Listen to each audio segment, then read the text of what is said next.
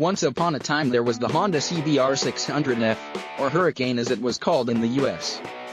The magazines tripped all over themselves and I thought maybe I would spend my GI Bill tuition for one, but they were all sold out and I got a leftover 500 Interceptor instead, my first new motorcycle. Just as well, there was less plastic to scrape up. Later, I did get to ride the CBR650F2 when it superseded the original circa 1991, and it was probably one of the best motorcycles of all time. The very last issue of Cycle magazine, as a matter of fact, had the theme World's Greatest Sport Bike on the cover, and the F2 won out over a Kawasaki ZX-11, Ducati 900SS, Honda BFR750F, Yamaha FZR1000 and a Suzuki GSXR750. The best sport bike, we said, is the one that offers the most and demands the least. The one that allows you to go fastest, easiest, no matter your skill level. The one that's never a hardship to ride, no matter what kind of riding you're doing or how hard you're doing it. The F2 was $5,298 in 1991, and Honda sold 1.2 bazillion of them. Anyway, the new CBR650F has been around for a couple years now, but this is the first time yours truly has ridden one, and I was flashing back to that old F2 nearly the whole time I was on it. Strange how things progress over a quarter of a century, yet you can still recognize the basic DNA, the way an engine feels between your legs. Bore and stroke have increased a bit to punch the displacement to 649 cubic centimeters from 600. Our dyno at the time said the F2 made 79.7 horsepower at 11,500 RPM. The new 650 made 76.6 at 10,900 when we comparo tested it here, where it lost out by the narrowest of margins to the Yamaha FZ6R. Cycle Scales said the old F2 made 453.5 pounds. Honda specs the latest CBR650F at 465.2.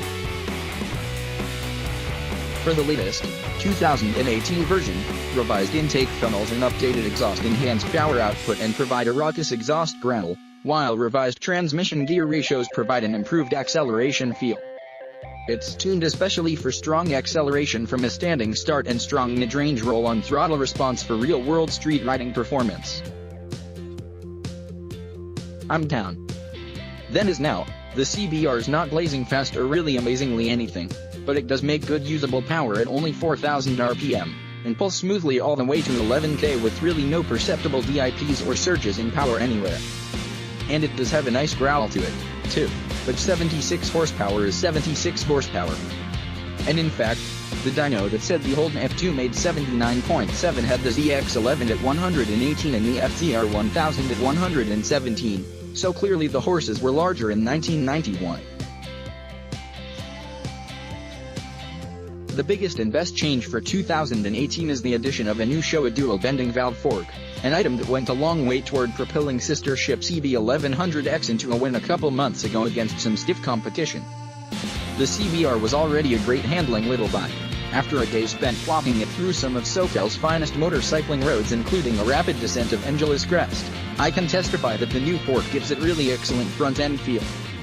Combined with its lightish weight and a rear shock that holds up its end of the conversation, a good gearbox and strong brakes with great feel, this is a motorcycle that, just like that first F2, has great balance. All its systems play perfectly together. The engine never overwhelms the chassis, but there's always smooth power on tap with nary a lurch nor sharp edge. The steering seems perfectly weighted, in sporty but not too sporty ergonomics, with the clip-ons mounted on top of the clamp. Let you pay attention to the road and put the CBR right where you want it, apex after apex. My compadres complained about a little bit of fuzz in the handlebars when freeway cruising. 6,500 RPM, that's about 80 miles per hour in 6th gear. I felt it, but, again, it just reminded me of the old F2, not enough to bother me personally. Though manufacturing tolerances are of course tighter than ever, vibration is one of those things that can vary from bike to bike even of the same model. And variations in the human body perceive it differently.